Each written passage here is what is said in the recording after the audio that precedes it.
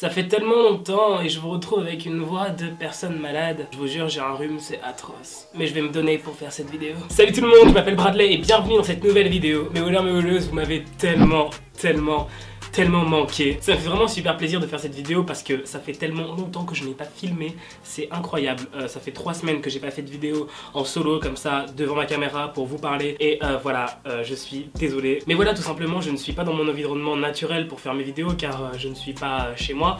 Je suis en vacances. Mais voilà, ça me manquait tellement de vous faire des vidéos, ça me manquait tellement d'avoir ce rapport avec vous. C'est tout simple, vous m'avez manqué et j'avais ce besoin d'interagir avec vous, de vous refaire des vidéos, d'être là pour vous et que vous soyez là pour moi. Et ouais, c'est vrai que sur ma chaîne, j'avais lancé un style de vidéo K-pop et ça fait très longtemps que j'en ai pas fait et aujourd'hui on en fait une. En tout cas, si ça te fait plaisir que je reprenne les vidéos K-pop un peu comme avant, bah lâche un pouce bleu, surtout que dans le monde de la K-pop, crois-moi, en ce moment il se passe des trucs et je suis au courant. Tu peux t'abonner à la chaîne et surtout activer la cloche. Il y a tellement de monde qui viennent me voir en privé sur Insta et me dire ouais, j'ai pas reçu la notif, j'ai pas reçu la notif, alors qu'ils sont abonnés. Il y a carrément des gens qui sont désabonnés, tu vois. Donc vraiment, assure-toi d'être abonné et d'avoir activé la cloche, comme ça pas de soucis. On me reproche beaucoup de faire pas mal de vidéos sur BTS. Alors déjà, faut savoir que c'est mon groupe préféré, donc forcément quand je parle de K-pop, j'ai envie de parler de BTS. Et pour le coup, c'est vraiment pas ma faute s'il y a beaucoup de vidéos sur BTS qui s'enchaînent. C'est juste que il y avait vraiment des trucs dont je voulais parler sur BTS, notamment cette vidéo, des trucs qui je sais vont vous intéresser, des trucs que vous m'avez demandé sur Instagram, tout ça. Je parle beaucoup d'Instagram, c'est là que je suis le plus actif, c'est pour ça. La prochaine vidéo,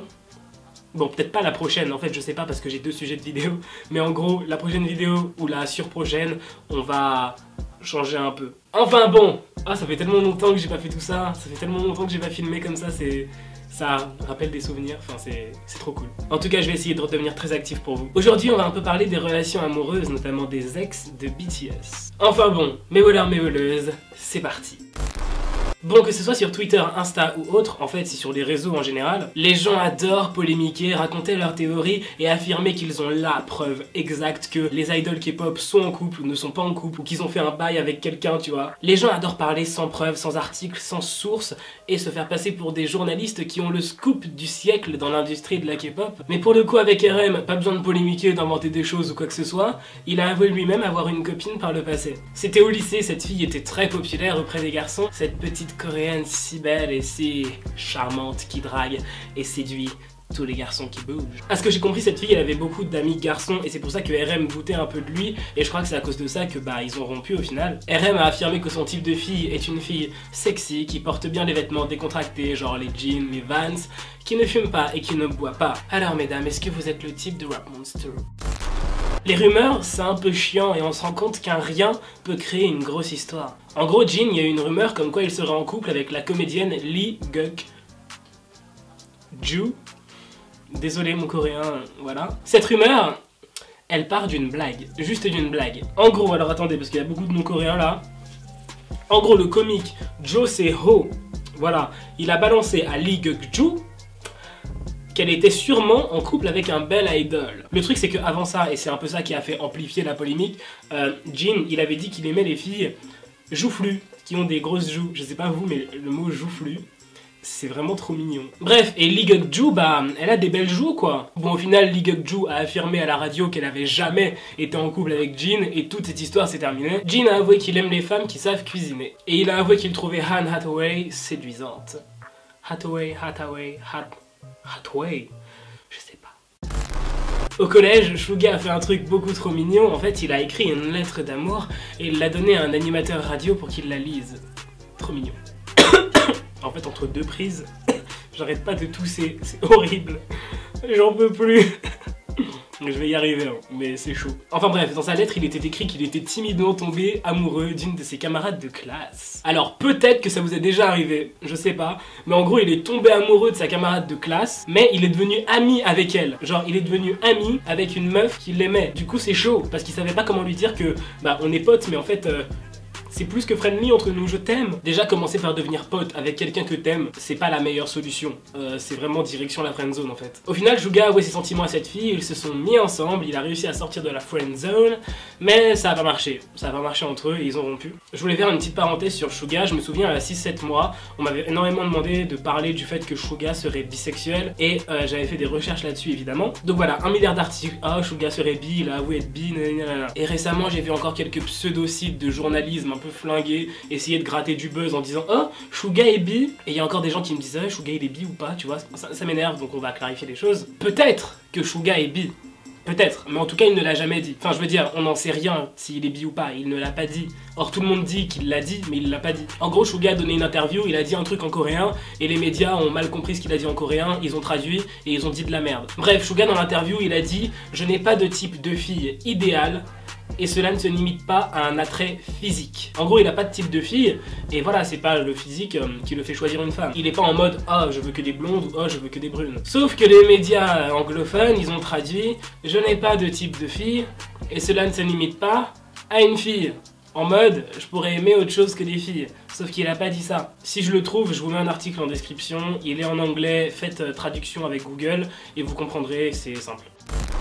Lors d'une émission, J-Hope a dit qu'il interpréterait Solo de Dynamic Duo car cela lui rappelle son ex. Ça m'a fait assez rire de voir comme les fans se sont exclamés de l'histoire de J-Hope sur les réseaux, mais ils ont raison. En gros, l'histoire c'est que cette fille a quitté J-Hope pour un autre homme à l'époque où J-Hope il était pas connu, tu vois. Ouais, clairement à cette époque, J-Hope n'était pas la star qu'il est aujourd'hui. Donc les gens rigolaient parce qu'ils se disaient bah elle a quitté un mec qui est devenu une grosse star pour un gars lambda peut-être. Après peut-être qu'elle regrette, peut-être pas. Je veux dire peut-être qu'elle s'est rendue compte que J-Hope n'était pas son genre. Et puis bon, si quelqu'un sort avec toi juste parce que t'es célèbre, je veux dire, tu dois le ressentir et ça doit être la pire sensation au monde. Donc voilà quoi. Ce que je veux dire c'est que si elle regrette, ça veut dire qu'elle aurait voulu sortir avec J-Hope juste parce qu'il est connu. Et ça c'est pas cool. Mis à part cette copine qu'il a eu au lycée, on n'est pas vraiment au courant pour ses autres relations. Il aime les filles altruistes et qui aiment lire. Passons à Vi et son histoire, je la trouve quand même assez triste. En gros, il était amoureux d'une fille et un jour il a décidé de lui avouer par téléphone. Encore une fois, le téléphone, vraiment pour avouer ses sentiments, c'est très moyen. Ne le faites pas, voilà, ne le faites pas. Parce que si t'appelles quelqu'un pour lui dire « Hey, je t'aime, je voudrais sortir avec toi », tu vois, si la personne n'a ne serait-ce qu'une hésitation sur sa volonté d'être en couple avec toi, déjà qu'elle sera un peu gênée par ta demande, elle va être là et elle va fuir en fait. Elle va s'en aller, elle va faire « Ouais, je dois y aller, j'ai un truc à faire ». Ouais, clairement, le face-to-face, c'est mieux. Enfin bref, Vi a voulu avouer ses sentiments à une fille par téléphone, il l'a appelée et elle a jamais répondu en fait. Et plus tard, Vi a avoué qu'il n'avait jamais eu de relation sérieuse parce que quand quelqu'un lui avouait ses sentiments, il n'arrivait pas à recaler la personne. Du coup, bah en fait, ses relations, elles duraient pas plus de 20 jours quoi. Il veut sortir avec une fille gentille et respectueuse envers ses parents qui pourrait l'aider à gérer son fric. L'actrice Kaya Scodelario se rapproche de son type idéal.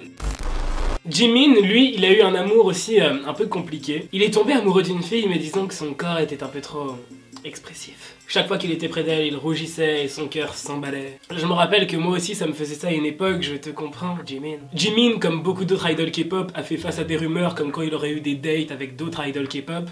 Jimin n'a pas eu de date, enfin...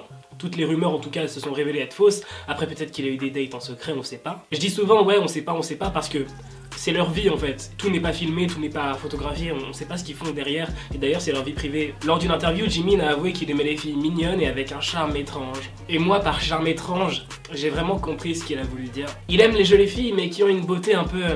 hors du commun, tu vois, un truc qu'on voit pas souvent. Enfin moi j'ai compris ça comme ça quand il parlait de charme étrange. Il aimerait que sa copine soit plus petite que lui. Petit rappel, Jimin mesure 1m73.